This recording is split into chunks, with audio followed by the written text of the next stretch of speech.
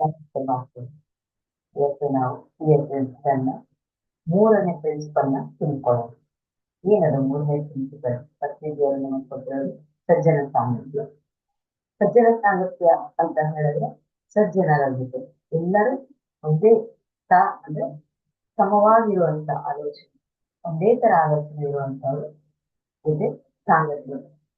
ಇದರಲ್ಲಿ ನಾವು ಎಲ್ಲರ ಎಕ್ಸ್ಪೀರಿಯನ್ಸ್ ನ ಕೇಳಬೇಕು, ಜ್ಞಾನದ ಅನುಭವಗಳನ್ನ ಕೇಳಬೇಕು ಅಂತ ಹೇಳ್ತಾರೆ.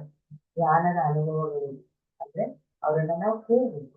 ಪ್ರತಿಯೊಬ್ಬ ಮಾಸ್ಟರ್ ಅವರು ಜ್ಞಾನದ ಹೊಸಬರಾಗಿರ್ಬೋದು ಅಥವಾ ಸೀನಿಯರ್ ಮಾಸ್ಟರ್ಸ್ ಇರ್ಬೋದು, ಮಧ್ಯಮದಲ್ಲಿರ್ಬೋದು, ಹೇಗಿದ್ರು ಅವರನ್ನ ನಾವು ಮಾತಾಡಿಸ್ಬೇಕು.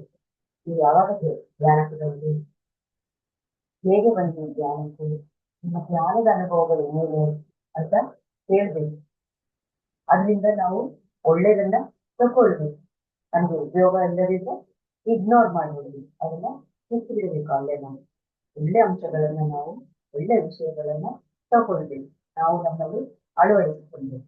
ಇವಾಗ ಒಬ್ರು ಧ್ಯಾನಕ್ಕೆ ಬಂದಿದ್ದವರು ಕುಡಿತಾ ಇದ್ರು ಅಂತ ಹೇಳಿದ್ರೆ ಆ ಕುಡಿತ ಎಷ್ಟು ಪರಿಣಾಮ ಬೀರಿತ್ತು ಅವ್ರಿಗೆ, ಅದರಿಂದ ಅವ್ರು ಎಷ್ಟು ಜೀವನವನ್ನ ಹಾಳು ಮಾಡ್ಕೊಂಡಿದ್ರು ಅಂತ ಹೇಳ್ತಾರೆ. ಅದನ್ನ ಕೇಳಿದ್ರೆ ನಮ್ಗೆ ಏನಾಗುತ್ತೆ, ನಾವು ಆ ಕೆಲಸವನ್ನ ಮತ್ತೆ ಮಾಡೋದು. ಹಾಗೇನೆ ಇನ್ನೊಬ್ರು ಹೇಳ್ತಾರೆ, ನಾನು ಡಾಕ್ಟರ್ ಹತ್ರ ಹೋಗ್ತಾ ಇದ್ದೆ, ಈ ತರ ಕಾಯಿಲೆ ಇತ್ತು, ಸರ್ಜರಿ ಆಯ್ತು, ಇಷ್ಟು ನನ್ನ ಗುಳಿಗೆ ತಿಂದೆ ಅಂತ. ಅದರಿಂದ ಏನಾಯ್ತು ಅವ್ರಿಗೆ, ಏನ್ ದುಷ್ಪರಿಣಾಮಗಳಾಯ್ತು ಅಂತ ಹೇಳ್ತಾರೆ.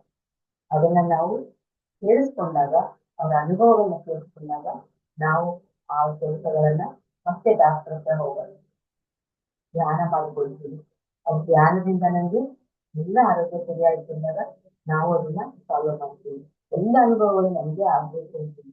ಈ ತರ ನಾವು ಸಜ್ಜನ ಸಾಂಗತ್ಯ ಮಾಡಿದಾಗ, ಧ್ಯಾನದ ಅನುಭವಗಳನ್ನ ಕೇಳಿದಾಗ ನಾವು ಅವರಿಂದ ಕಲಿತೀವಿ. ಪ್ರತಿಯೊಂದು ಮಾಸ್ತರು ಧ್ಯಾನದ ಅನುಭವಗಳನ್ನ ಕೇಳಬೇಕು, ಅವ್ರಿಗಾಗಿರೋ ಅನುಭವಗಳನ್ನ ಕೂಡ ಹೇಳ್ಬೇಕು. ಇದು CSS ಮೂರನೇ ಪ್ರಿನ್ಸಿಪಲ್. ಆಯ್ತು.